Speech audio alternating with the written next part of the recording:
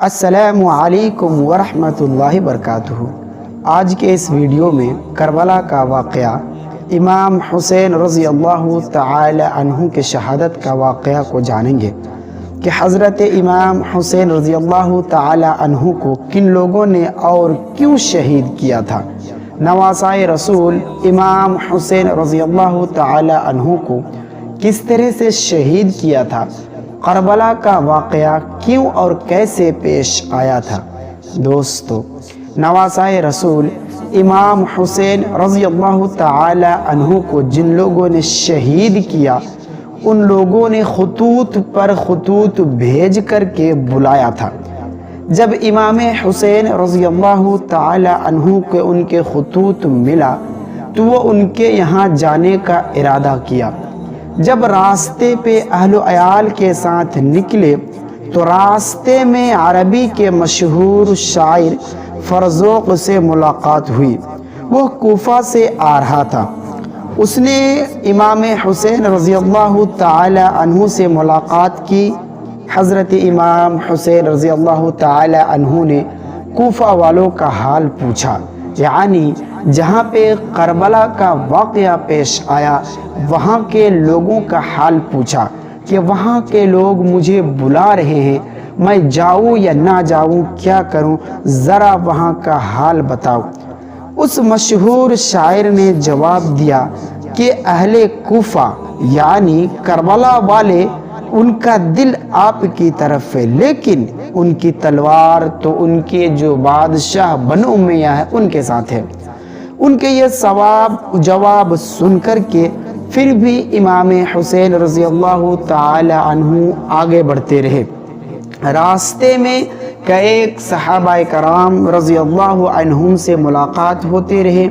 حضرت امام حسین رضی اللہ تعالی عنہ ان سے ملتے گئے اور آگے بڑھتے گئے۔ راستے میں جب یہ پتہ چلا کہ امام حسین رضی اللہ تعالی عنہ کو وہاں کے لوگ دھوکے میں بلا رہے ہیں، قتل کرنے، شہید کرنے کے لیے بلا رہے ہیں، تو امام حسین رضی اللہ تعالی عنہ واپسی کا ارادہ کیا۔ لیکن چونکہ وہاں کا ایک قافلہ امام حسین کے قافلے کو گھیر لیا تھا، جس وجہ سے وہاں سے واپسی کا موقع نہیں دیا، بلکہ ان لوگوں نے کہا کہ اے نواسۂ رسول امام حسین رضی اللہ تعالی عنہ، میں آپ کو واپس نہیں دینے جا سکتا، بلکہ میں آپ کو اپنے ہمراہ ہمارے بادشاہ کے سامنے حاضر کروں گا۔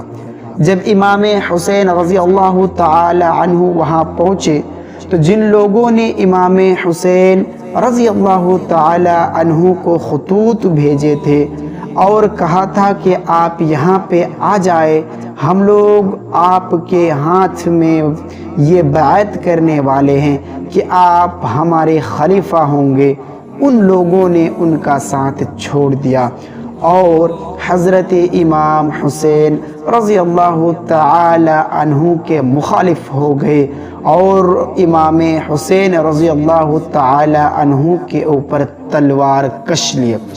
جب امام حسین رضی اللہ تعالی عنہ سے کہا گیا کہ آپ ہمارے بادشاہ کی بات کو مان کر کے قید و بند کی زندگی گزارنے کے لیے تیار ہو جائیے، لیکن امام حسین نے صرف ایک جواب دیا کہ میں اپنی جان دے دوں گا، لیکن اس مظلوم کی بادشاہت کو قبول نہیں کروں گا۔ امام حسین کہتے تھے کہ جہاں سے میں آیا وہاں واپس جانے دو یا کسی سرحد کی طرف نکل جانے دو، لیکن جو وہاں کے بادشاہ ابن زیاد تھے اس نے کہا کہ سوائے میرے حکم کی تعمیل کے اور کوئی صورت نہیں۔ امام حسین کو کب گوارا ہو سکتا ہے یہ حکم؟ آخر کار 10 محرم سن 61 ہجری کو کربلا کے میدان میں جنگ ہوئی۔ ایک طرف امام حسین کے 80 ہمراہیوں کی مختصر سی جماعت تھی، دوسری طرف عراق فوج تھی جس میں ایک شخص بھی شام کا نہ تھا۔ بہت تھوڑے عرصے میں لڑائی کا فیصلہ ہو گیا۔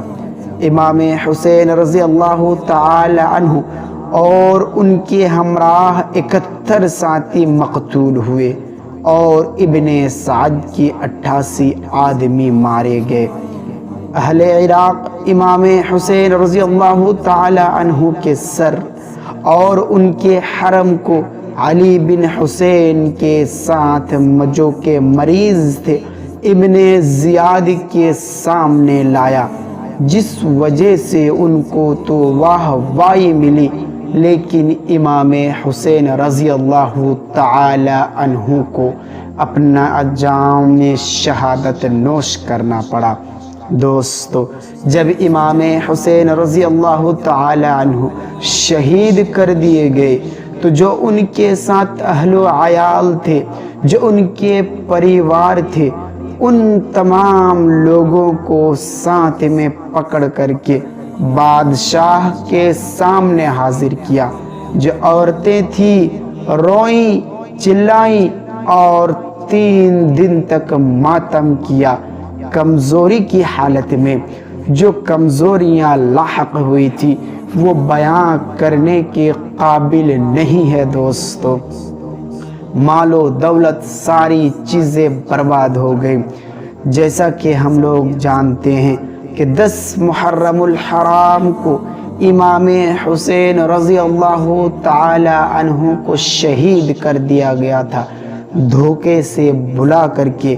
یہ وہ حادثہ ہے جو نواسۂ رسول صلی اللہ علیہ وسلم کے ساتھ پیش آیا، جبکہ اللہ کے رسول صلی اللہ علیہ وسلم نے ارشاد فرمایا ہے کہ اے لوگو، اگر تم لوگ مجھ سے محبت کرتے ہو تو میرے نواسے سے محبت رکھو۔ جو مجھ سے محبت کرے گا وہ میرے نواسے سے بھی محبت کرے گا، لیکن جو مجھ سے بغض رکھے گا وہ میرے نواسے سے بھی بغض کرے گا۔